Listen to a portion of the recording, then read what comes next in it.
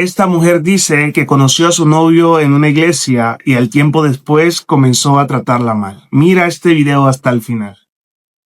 Conocí a mi novio en una iglesia y resultó ser el mismísimo diablo. Todo empieza en julio de 2021. Yo asistía a una iglesia y ahí fue donde conocí a este muchacho. Desde que yo lo vi me llamó muchísimo la atención y pasé 5 meses asistiendo a la iglesia nada más para verlo. Pero en todo este tiempo él nunca me saludaba y siempre me ignoraba por más que yo tratara de hablarle y de acercarme.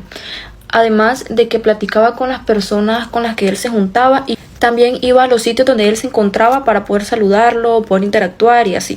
Pero él siempre me ignoraba. Yo estaba enamorada de este chico, literalmente estaba loquita por él. Y un día lo busco por Facebook y le escribo.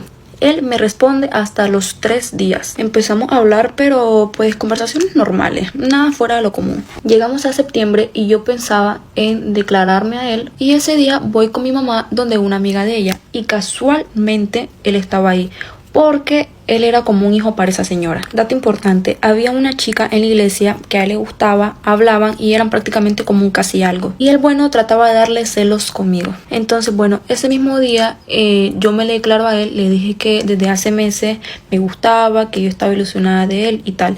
Y él me dijo, ok. Se quedó callado y me dijo que a él le gustaba otra persona y que por el momento no quería nada.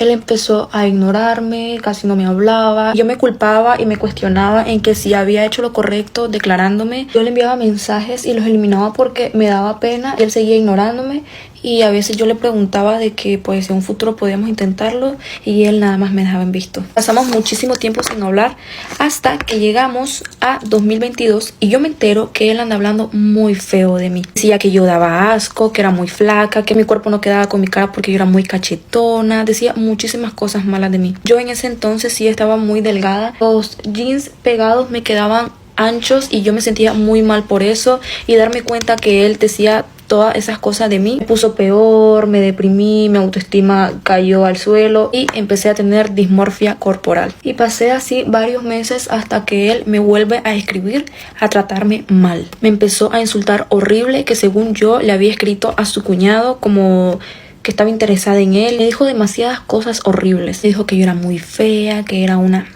de persona, que le daba mucho asco, que nunca jamás me quería volver a ver. Me mandó emojis vomitando y me bloqueó. Todo el cuñado obviamente era mentira. Yo ni siquiera sabía que él tenía cuñado, pero él ni siquiera me dejó darle una explicación, no me dejó hablar, solo me trató y me bloqueó y ya. Todo esto me dolió muchísimo, pero a pesar de eso yo seguía enamorada de él y siempre me daba cuenta que él seguía hablando cosas feas de mí. Por esta razón yo dejé de asistir a la iglesia, dejé de conectarme en Facebook y todas las noches yo pasaba llorando, no comía, ni siquiera tomaba agua.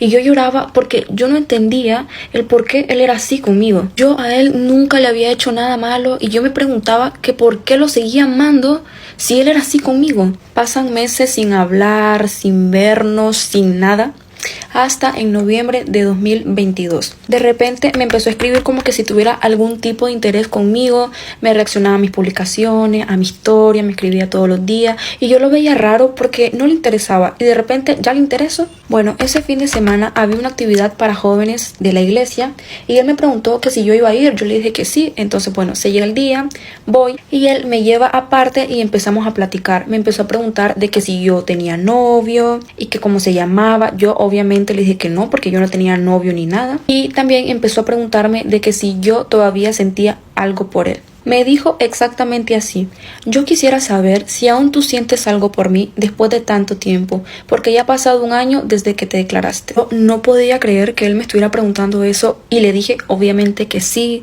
que lo amaba desde el fondo de mi corazón. Y empezó a preguntarme que qué me gustaba de él, qué me interesaba de él, por qué me gustaba tanto. Y bueno, estuvimos hablando y ya cuando veníamos de regreso de la actividad, él ya me empieza a preguntar cosas sobre mi familia, mi nombre completo, mi color favorito, cosas que me gustaban y así.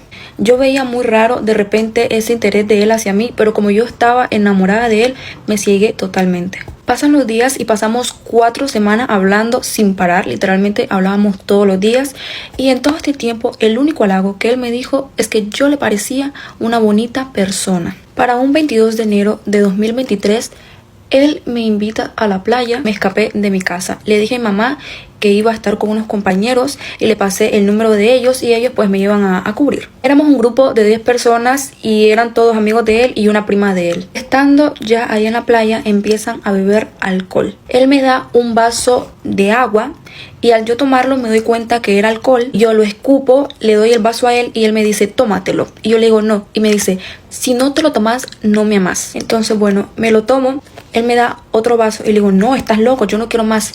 Y me dice tómatelo, porque si no, le digo a tu mamá que te escapaste para estar conmigo y te va a suspender el teléfono y no vamos a poder hablar más. Entonces, bueno, yo me vuelvo a tomar otro vaso. Luego nos fuimos a meter a la playa y al ratito, él me pregunta que si quiero ser su novia.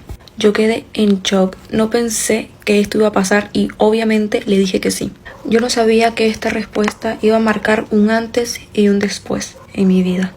Todo lo que brilla no es oro. Muchas veces las personas creen que los que van a la iglesia no tienen lucha, no tienen problemas, no están saliendo de situaciones. Y sí, todos aquellos o todos nosotros que vamos a la iglesia somos personas que aún estamos luchando con situaciones difíciles, complicadas, que Dios aún está moldeando nuestros corazones para eso.